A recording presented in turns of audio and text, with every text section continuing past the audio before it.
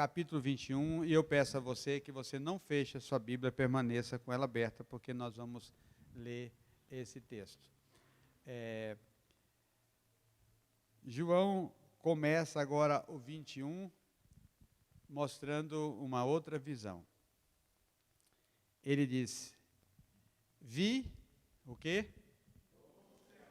E o que mais? Pois o primeiro céu e a primeira terra já não existiam. E o mar também não mais existia.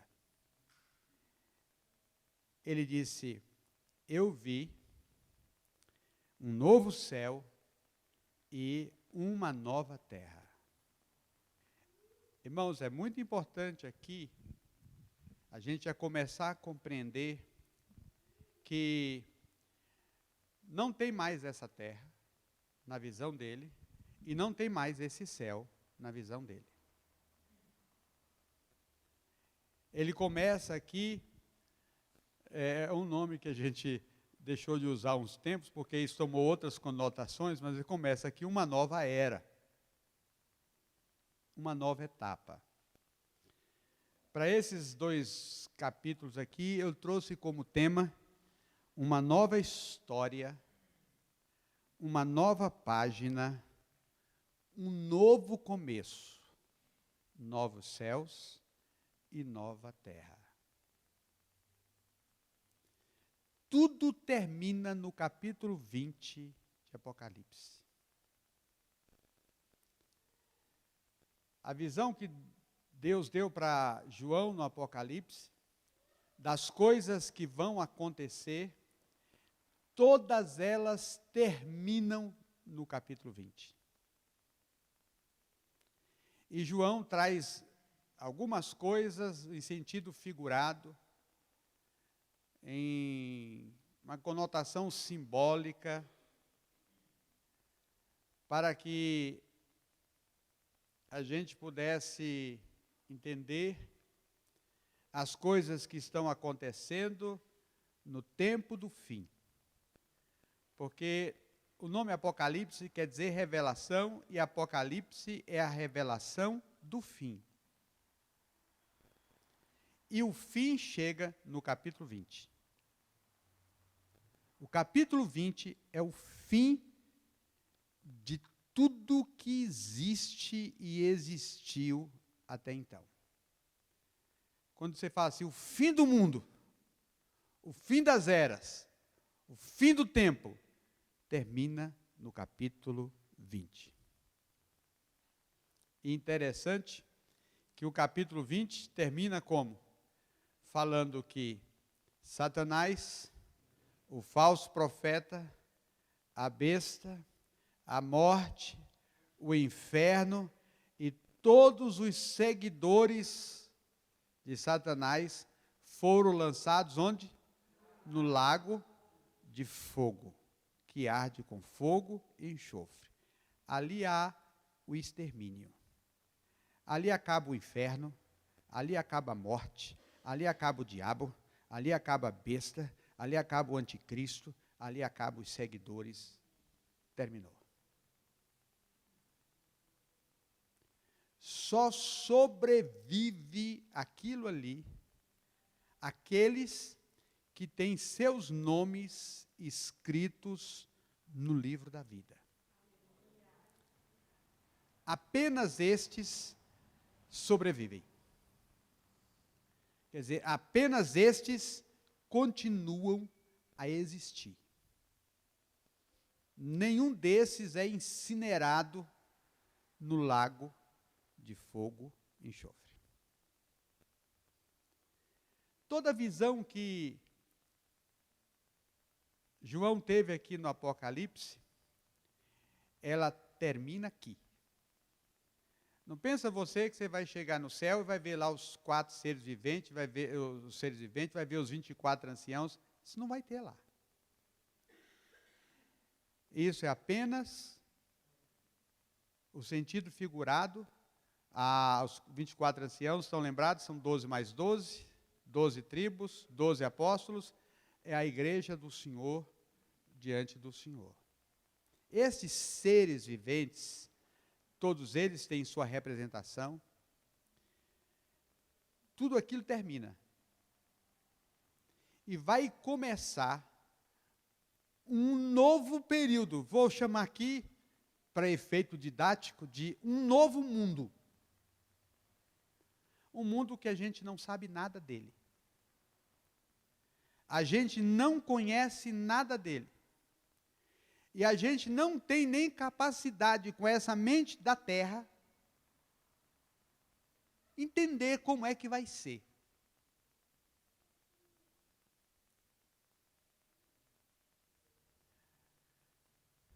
O João fala de algumas coisas que as Escrituras vão contando,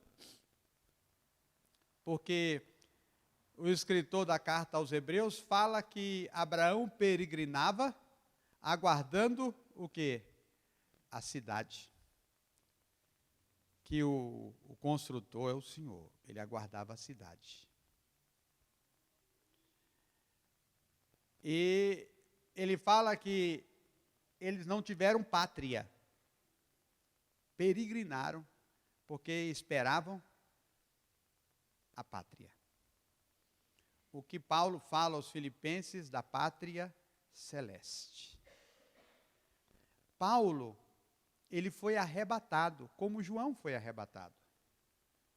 Só que o arrebatamento do Paulo teve um propósito, o de João teve outro propósito. Mas Paulo disse que ele foi até o terceiro céu. E que ele ouviu coisas que não era lícito contar. Paulo não quis nos contar. Meus irmãos, não sei se acontece com vocês, mas chega muito no meu WhatsApp pessoas que contam que foram arrebatadas, que é para passar para todo mundo ficar sabendo. Eu, apago. Quer saber não. Fofoqueiros da 8ª dimensão.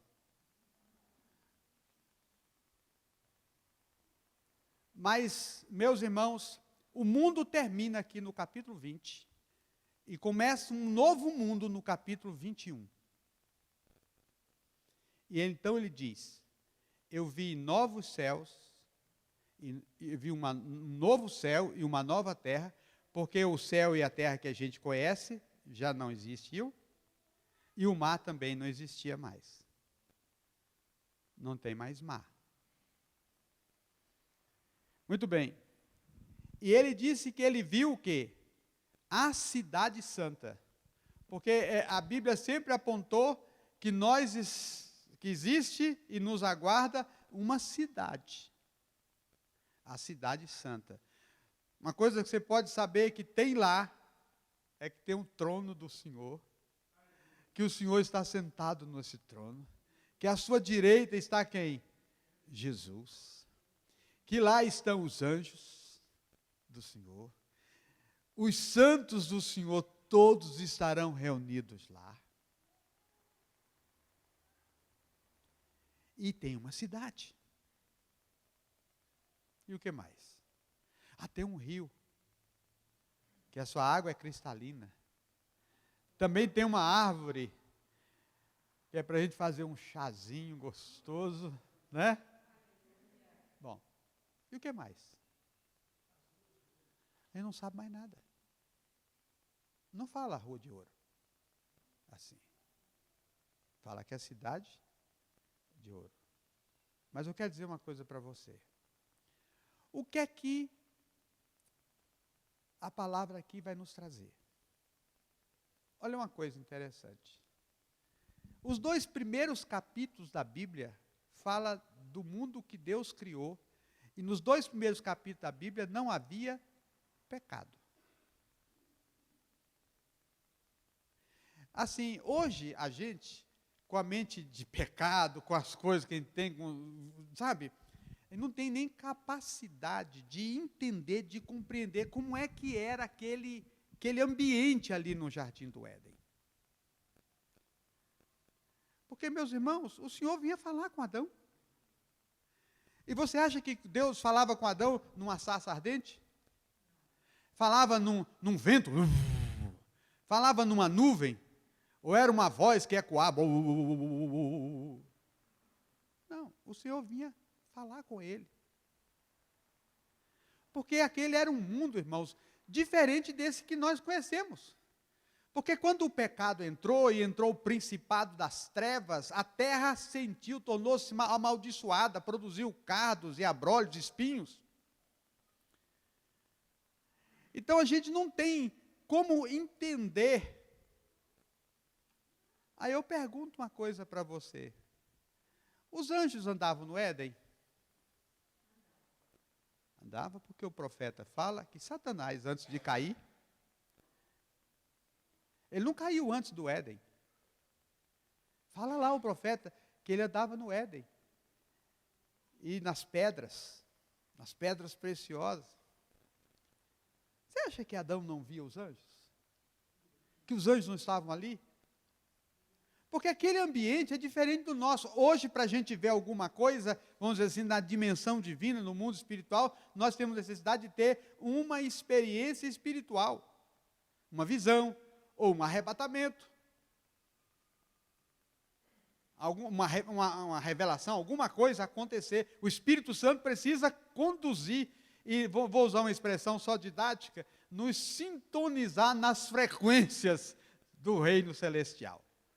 Entenderam isso?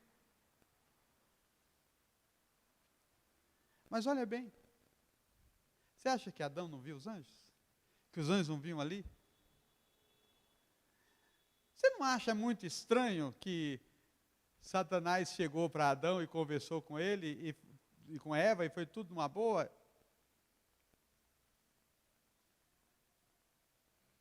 Ele caiu ali. Satanás caiu ali em que tempo? Mas ele caiu ali, porque ele andava no Éden.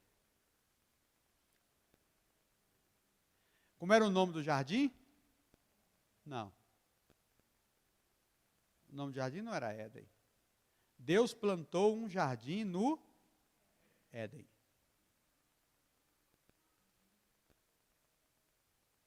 Não tem uma diferença. São certas coisas na palavra que a gente vai lendo, a gente passa por cima, a gente não observa assim, esses pequenos detalhes.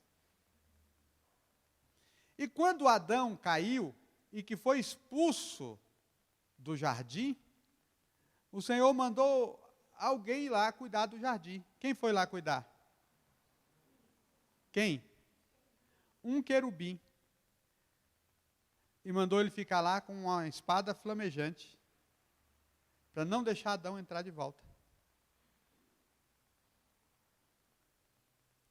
Então, o mundo perfeito de Deus, estão nos 2 primeiros capítulos de Gênesis.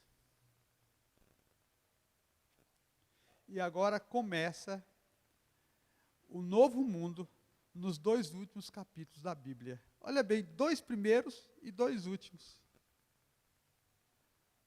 O que é que tem entre o capítulo 3 de Gênesis e o capítulo 21 de Apocalipse? Essa bagunça aí, né? Pecado, o Senhor tratando, mandando Jesus, o Espírito Santo, o pastor falando, não levanta para fazer isso, irmão, para um pouquinho, irmão, vai levanta, tem jeito. Mas eu falo assim, o mundo que a gente conhece, que nos diz respeito, está entre capítulo 2 de Gênesis e capítulo 20 de Apocalipse. Ou vai do 3 ao 20. Interessante, né? Muito interessante isso. Então, João conta que ele agora viu, porque o que aconteceu?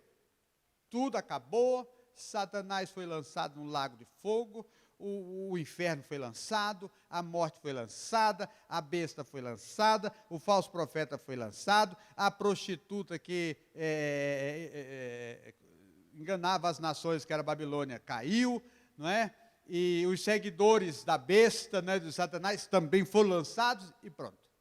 Aí João diz, eu vi um novo céu e uma nova terra, porque os céus e a terra que a gente conhece já não existiam mais. Acabou. Pedro fala que os elementos vão se desfazer. A Bíblia fala que o céu vai se enrolar. Vamos dizer assim, vai ser rebobinado para trás, vou usar essa expressão. Muito bem. Agora, no verso seguinte, ele diz assim: então ouvi uma forte voz que vinha do trono e dizia. Essa voz vinha do trono e dizia: vejam, o tabernáculo de Deus está no meio do seu povo. Deus habitará com eles e eles serão o seu povo. Aí fala, o próprio Deus estará com eles. O próprio Deus. Quem é que estava com Adão no Éden? O próprio Deus. O próprio Deus. Então, nesse novo céu, nessa nova terra, vou dizer, nesse novo mundo, o tabernáculo de Deus estará conosco e Ele mesmo, o próprio Deus. Não serão os seus profetas, não serão os seus ministros, os anjos, o próprio Deus. Só com muita reverência, eu quero dizer assim, e também profundidade, em carne e osso. Não é isso não, mas só para a gente entender, o próprio Deus. Quando a gente fala assim, eu estava lá em carne e osso, quer dizer assim, eu estava presente, não é isso? Essa expressão quer dizer isso. Muito bem. Aí fala, ele lhes enxugará dos olhos toda lágrima. Então, uma coisa que a gente sabe que nesse mundo novo não vai ter lágrima. Né? E não haverá mais o quê? Nesse novo mundo não tem morte. Nem tristeza, nem choro, nem dor. Por que não vai haver mais isso? Havia lágrima no Éden? Havia choro no Éden? Havia tristeza no Éden? Havia dor no Éden? Não. Por que não havia? Não havia pecado. Irmão, deixa eu dizer uma coisa para você. A nossa pior desgraça chama-se pecado. Não fica afagando o seu pecado ou dando desculpa para o seu pecado. Aliás, eu vou pregar hoje à noite uma palavra, se você puder vir hoje à noite. Eu vou falar sobre a causa do perdido. A causa do perdido. Então, quando nós, amados irmãos, começamos já, não, mas é como o pastor Wilton hoje na lição estava falando que o ladrão na cruz, eu roubo, mas eu roubo de rico, né? Irmãos, não tem moleza com o pecado. Pecado é a pior desgraça na sua casa, na sua vida, na sua família, no seu casamento, no seu emprego, na sua empresa. Então, no Éden não tinha nada disso, porque não tinha pecado.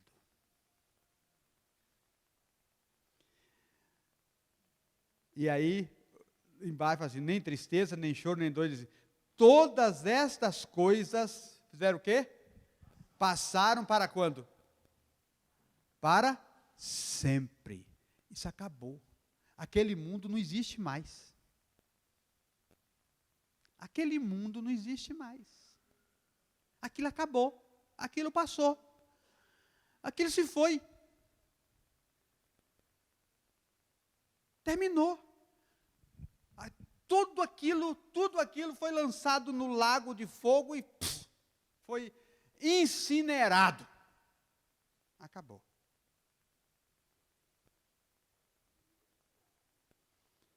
Muito bem. Aí, aquele que estava sentado no trono disse: veja, faço novas todas as coisas. Quando ele fala, faço novas todas as coisas, estou fazendo coisas diferentes de tudo que vocês já viram. Não estou pegando um pano velho, pondo um remendo, dando uma arrumada. Não estou pegando um vestido que caiu de moda e estou agora, descosturei, lavei, passei e estou fazendo agora um vestido novo que está na moda e no modelo. Não, não é isso. O Senhor está fazendo coisas novas. É por isso que a gente vai entender que para entrar lá precisa nascer de novo. Precisa ter uma nova vida e ser uma nova, porque o mundo que a gente está indo é tudo novo.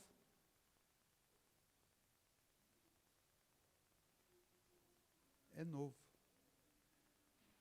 Lá é novo, é diferente.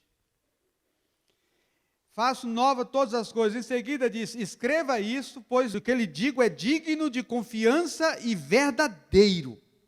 E disse ainda, está terminado. Eu sou o alfa e o ômega.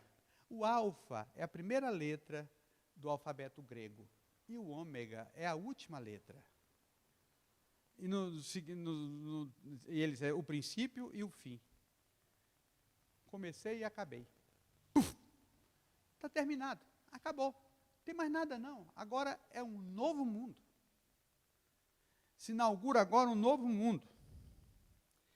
Aí ele fala assim, porque como ainda não terminou, e João está do lado de cá ainda, e nós estamos do lado de cá, e isso vai acontecer, não tinha acontecido ainda, aí o Senhor não perde tempo de deixar uma palavra de esperança e uma porta aberta para que todos possam chegar no novo mundo. Aí ele fala assim, o vitorioso herdará todas essas bênçãos. Aliás, diz assim, a quem tiver sede, darei de beber gratuitamente das fontes da água da vida. O vitorioso herdará todas essas bênçãos. E eu serei seu Deus, e ele será meu filho. Que é essas bênçãos que ele está falando aqui? Não é? Desse novo céu, dessa nova terra, desse novo mundo. Vai herdar tudo isso que está do lado de cá. Que o João teve uma visão daquilo.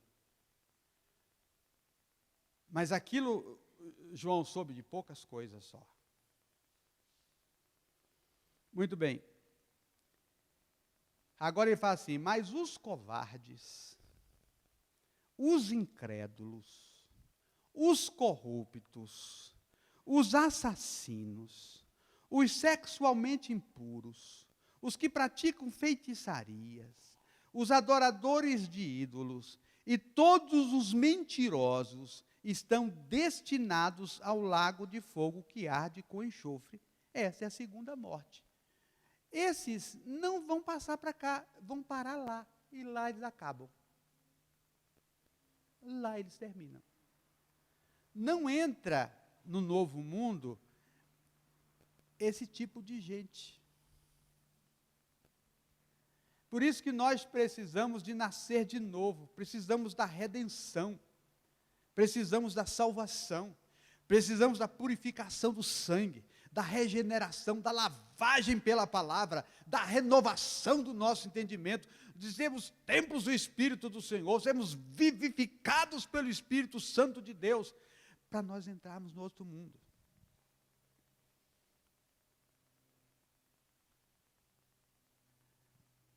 Jesus diz, ninguém vem a Deus senão por mim.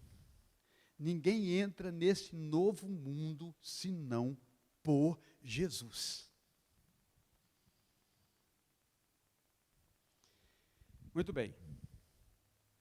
Aí ele diz assim, então, um dos 7 anjos que seguravam as 7 taças com as últimas 7 pragas, se aproximou de mim e disse.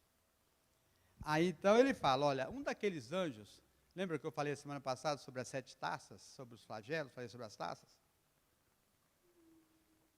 Aí, um deles chegou e falou assim, vem, eu vou te mostrar, é o verso seguinte aí, irmão, vem que eu vou te mostrar, não é? Vem comigo e eu lhe mostrarei a noiva, a esposa do Cordeiro. Irmãos, olha que coisa maravilhosa. É saber que nesse novo mundo, a esposa, a noiva do Cordeiro está lá. ela faz parte desse novo mundo. Jesus disse, não são do mundo, como eu do mundo não sou. Nós não somos deste mundo. Um dia uma pessoa falou, vocês crentes não são deste mundo. Eu falei, claro, não somos mesmo, não. Jesus falou isso. Como assim? Que a pessoa estava querendo me ridicularizar, dizer que a gente não era desse mundo. Não fala assim, a fulana não é desse mundo, não é possível. Está fora da casinha. Nós, os crentes, somos os fora da casinha do mundo. Nós não estamos nessa casinha.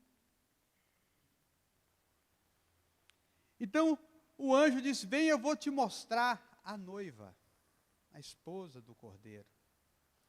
Aí ele fala assim, ele me levou no espírito, ele quem? Aquele anjo, é um dos que tinha 7 taças na mão, e ele me levou em espírito, até um grande alto monte, e me mostrou o quê?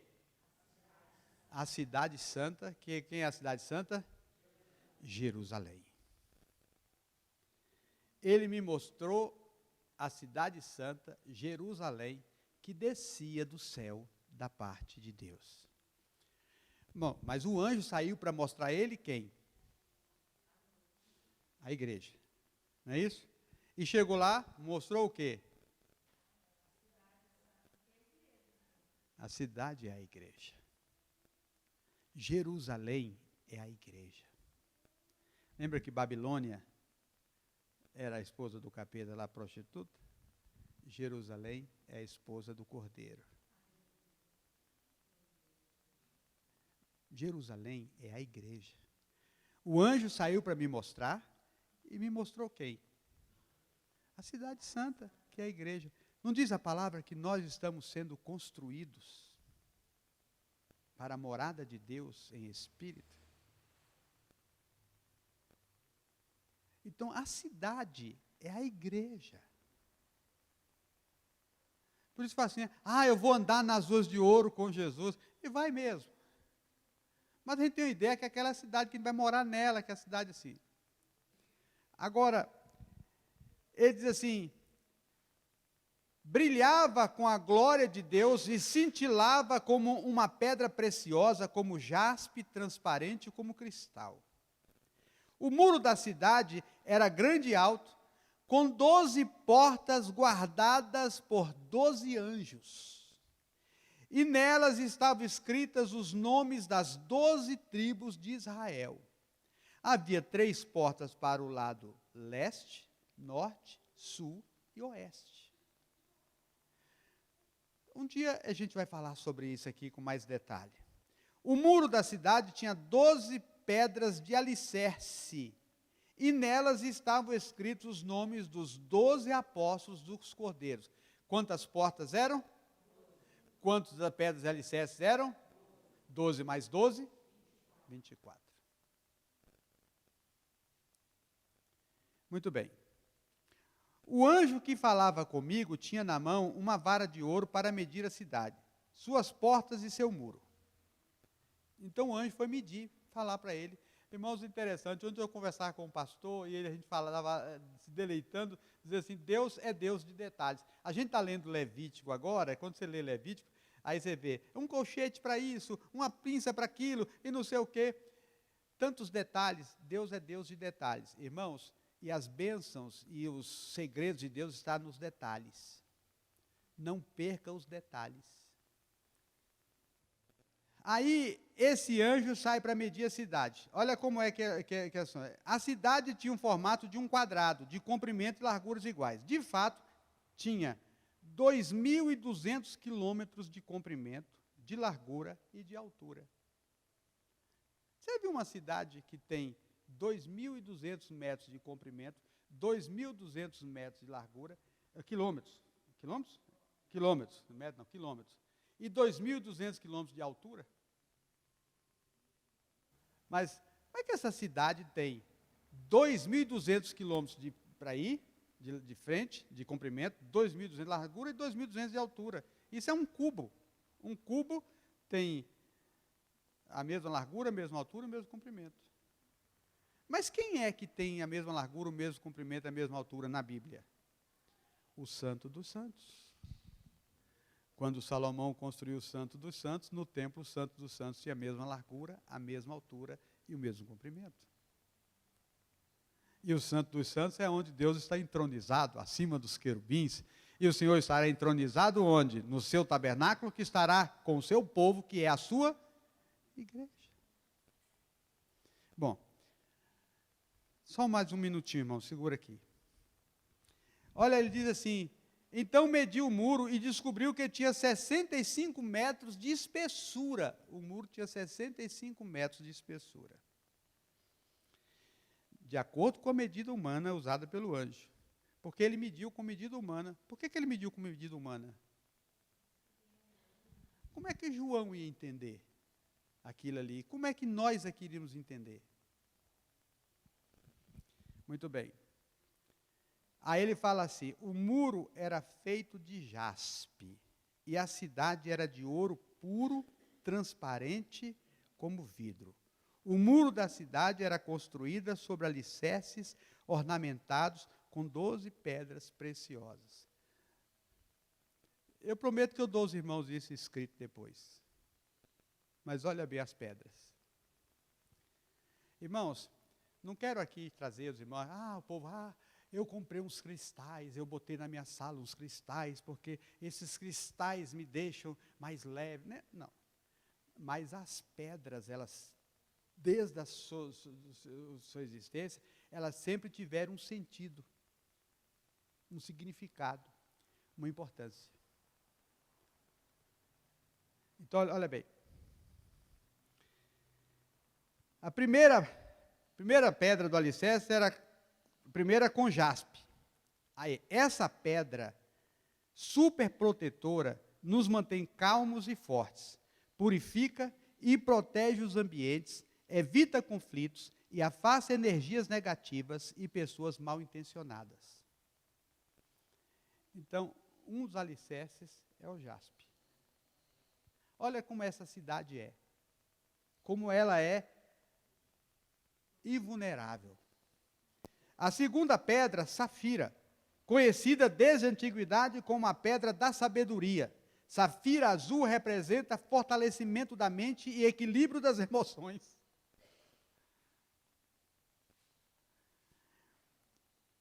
Seu tom azul profundo transmite calma, serenidade e lembra a tranquilidade de uma noite silenciosa. A terceira, como ágata. A ágata está relacionada à sorte e ao equilíbrio físico. Ela tem a capacidade de harmonizar corpo e mente.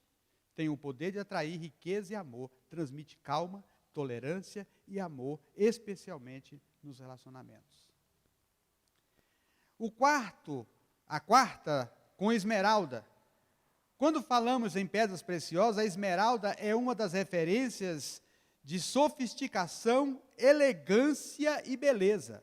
Os gregos, por sua vez, chamavam-na de deusa verde de todas as pedras. E entre os romanos, a esmeralda era a pedra que representava amor, fidelidade e confiança.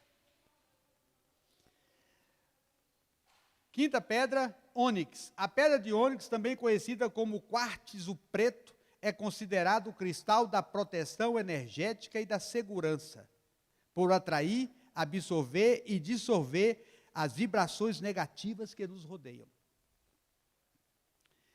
A sexta, a cornalina.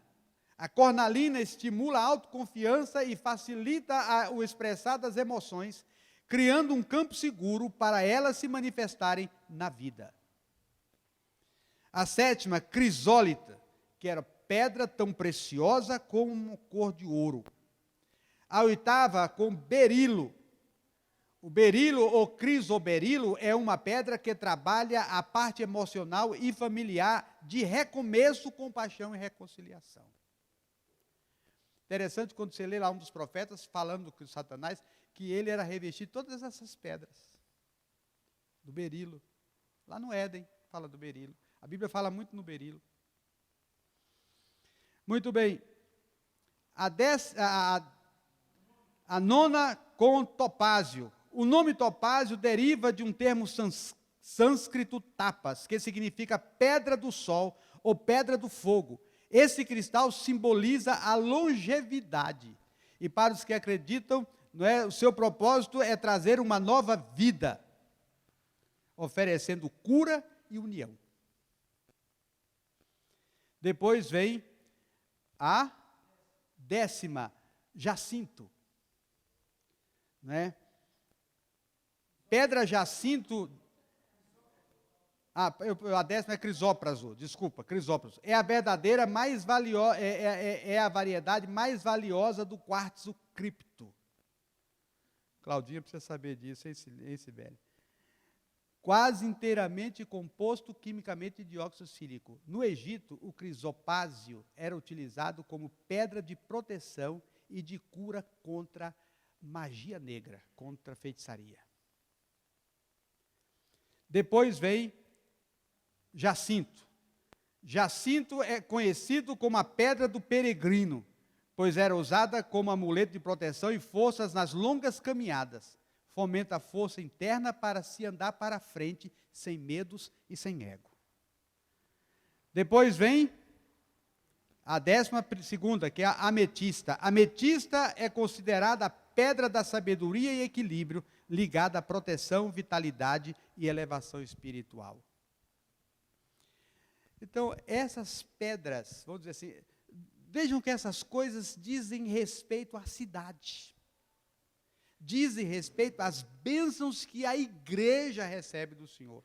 Não quero dizer que você vai pegar essa pedra, porque essa pedra vai me dar isso. Não é a pedra. Mas o Senhor trouxe, por que o Senhor trouxe essas pedras e mostrou essas pedras e colocou essas pedras como alicerce da cidade? E cada uma delas tem o nome de um dos apóstolos.